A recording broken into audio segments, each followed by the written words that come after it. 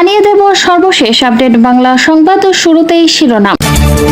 টাঙ্গাইলের মির্জাপুরে পৃথক অভিযান চালিয়ে কার্যক্রম নিষিদ্ধ আওয়ামী লীগ ও যুবলীগের 4 নেতাকে গ্রেফতার করেছে পুলিশ।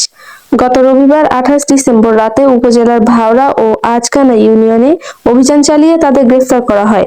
গ্রেফতাররা হলেন ভাওড়া ইউনিয়ন আওয়ামী লীগের সাবেক সাংগঠনিক সম্পাদক লিটন মিয়া, ভাওড়া ইউনিয়নের 3 নম্বর ওয়ার্ডের সাবেক সদস্য আওয়ামী লীগ নেতা মোখলেসুর রহমান, আজকানা ইউনিয়ন যুবলীগের যুগ্ম সাধারণ সম্পাদক আসাদুজ্জামান, ইমারত ও আজকানা ইউনিয়ন ছাত্রলীগের সাবেক সাংগঠনিক সম্পাদক যুবলীগ নেতা শরীফুল ইসলাম রুদ্র। পুলিশ জানায়, ঢাকা-টাঙ্গাইল মহাসড়ক সংলগ্ন গোড়াই হাইওয়ে থানার সামনে গত বছরের 4 আগস্ট বৈষম্যবিরোধী ছাত্র জনতার আন্দোলন চলাকালে পুলিশের গুলিতে গোড়াই ইউনিয়নের লালবাড়ি গ্রামের হিমেলের 2 চোখ অন্ধ হয়।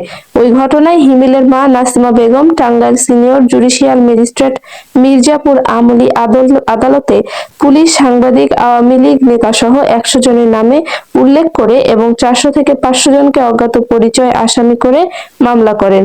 ওই মামলার তদন্তে তাদের সংশ্লিষ্টতা পাওয়ায় রবিবার সন্ধ্যায় উপজেলার ভাওড়া বাজারে অভিযান চালিয়ে লিটন মিয়া ও মোখলেসুর রহমানকে গ্রেফতার করে পুলিশ।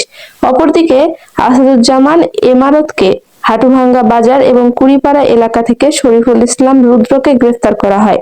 মির্জাপুর থানার ভারপ্রাপ্ত কর্মকর্তা আব্দুল্লাহ আল মামুন জানান, সোমবার গ্রেফতারদের টাঙ্গাইল আদালতে পাঠানো হয়েছে। জানিয়ে দেব